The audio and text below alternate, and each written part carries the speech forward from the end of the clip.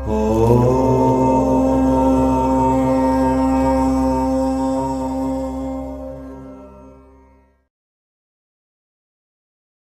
आप जानते हैं कि द्रौपदी ने पांचों पांडवों से विवाह क्यों किया?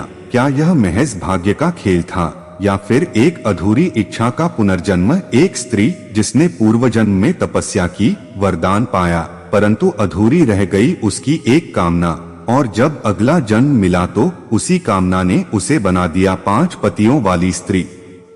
आज हम जानेंगे एक ऐसी कथा जो महाभारत के परे है, जो बताती है क्यों द्रौपदी ने पूर्व जन्म की इच्छा के कारण पांडवों से बनाए संबंध। पूरा रहस्य सुनिए अंत तक, क्योंकि अंत में होगा ऐसा मोड़ जो आपके रोंगटे खड़े कर देगा। मित्रों नमस्कार, स्वागत है आपका अपने YouTube चैनल दीपेश कुमार पर। यहाँ कहानियाँ सुनाई नहीं जाती है बल्कि पौराणिक रहस्यों को उजागर किया जाता है। तो चलिए डुबकी लगाते हैं इस कथा के सागर में। मित्रों कथा शुरू होती है एक गरीब ब्राह्मण कन्या से। पौराणिक कथाओं के अनुसार बहुत समय पहले की बात है। सत्ययुग का काल था। द्रौपदी पूर्व जन्म में नलिनी नाम की एक गरीब ब्राह्मणी थी। एक दिन बीमारी के चलते उसके पति की मृत्यु हो गई और उसे अकेले ही विधवा के रूप में लंबा जीवन भारी कष्टों और समाज का तिरस्कार झेलते हुए व्यतीत करना पड़ रहा था। वह मन में विचार करने लगी, अगर मेरा विवाह एक स्वस्थ और सर्वगुण संपन्न पति से होता तो मुझे आज ये कष्ट नहीं झेलने पड़ते। फिर अचानक उसके दिमाग में आया कि अगले जन्म में भी ऐसा ही हुआ तो क्या होगा, फिर से उसे ऐसा ही मुश्किल जीवन जीना पड़ेगा। तब नलिनी ने मुश्किल भरे जीवन से बचने के लिए भगवान शिव की तपस्या करने का निर्णय लिया। नलिनी एक ऋषि कन्या थी। कई साल तक भगवान शिव के लिए कठोर तप करती रही। वह कन्या कोई साधारण नहीं थी, उसका हृदय भक्ति और कामना से भर गया था। उसने तप किया केवल एक इच्छा के लिए कि अगले जन्म में मुझे ऐसा वर मिले जो हर रूप में पूर्ण हो, वीर हो, ज्ञानवान हो, धर्मात्मा हो, सुंदर हो और महान धनुर्धर भी। कई वर्षों की तपस्या के बाद स्वयं भगवान शिव प्रकट हुए और कहा, हे कन्या, मैं तुम्हारी तपस्या से प्रसन्न हूँ, कहो तुम्हारी क्या इच्छा है। तब नलिनी ने ऐसे पति की कामना की जिसमें 5 विशेषताएं थीं। ये ऐसी विशेषताएं थीं जो एक व्यक्ति में होना असंभव था। भगवान शिव ने नलिनी को समझाया कि एक ही पुरुष में इतने गुण होना संभव नहीं, लेकिन नलिनी अगले जन्म में भी अधूरी इच्छाओं के साथ नहीं जीना चाहती थी। इसलिए उसने भगवान शिव से मनोवांछित पति देने का हठ किया। तब भगवान शिव ने कहा कि जाओ, तुम अगले जन्म में 5 पतियों को प्राप्त करोगी, हर एक में एक एक गुण होगा जो तुमने मांगा है। ये सुनकर नलिनी अवाक रह गई और उसने भगवान शिव को हाथ जोड़कर कहा, प्रभु, मेरी तो एक ही मनोकामना थी, पर आप जैसा उचित समझें। शिव का आशीर्वाद वरदान बन गया, पर साथ ही यह उसकी नियति भी बन गई। मित्रों, नलिनी का पुनर्जन्म हुआ द्वापर युग में राजा द्रुपद के यहाँ अग्नि से उत्पन्न हुई एक अद्भुत कन्या के रूप में। वह कन्या महाभारत काल में द्रौपदी के नाम से विख्यात हुई। उसके जन्म के साथ ही भविष्य ने करवट ली। वह नलिनी का पुनर्जन्म था और उस अधूरी इच्छा को लेकर ही जन्मी थी, जिस इच्छा को उसने शिव के चरणों में छोड़ा था। अब वही इच्छा नियति बन चुकी थी। धीरे धीरे समय व्यतीत हुआ और द्रौपदी विवाह योग्य हुई। तब राजा द्रुपद ने द्रौपदी के विवाह के लिए स्वयंवर का आयोजन किया।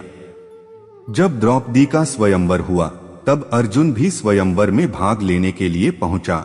द्रौपदी अर्जुन को मन ही मन चाहने लगी, वही धनुर्धर, वही वीर। तब अर्जुन ने स्वयंवर की शर्त को पूरा किया और द्रौपदी सहित अपने चारों भाइयों के साथ अपनी माता कुंती के पास लौटे और कहा, देखो माताश्री, आज हम क्या लाए हैं।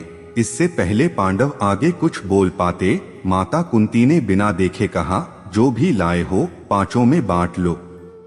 तो मित्रों, नियति ने शिव के वरदान को मूर्त रूप दे दिया। द्रौपदी ने 5 पांडवों से विवाह किया। सब चौंके, पर व्यास जी ने कहा, यह पूर्व जन्म की इच्छा का फल है। द्रौपदी 5 पतियों की पत्नी बनकर ही जन्मी है। द्रौपदी ने हर पांडव में वह खोजा जो नलिनी ने मांगा था।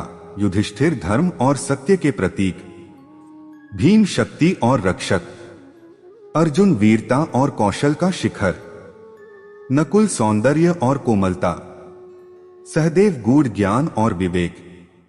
द्रौपदी को पांचों से प्रेम था, अलग अलग रूप में।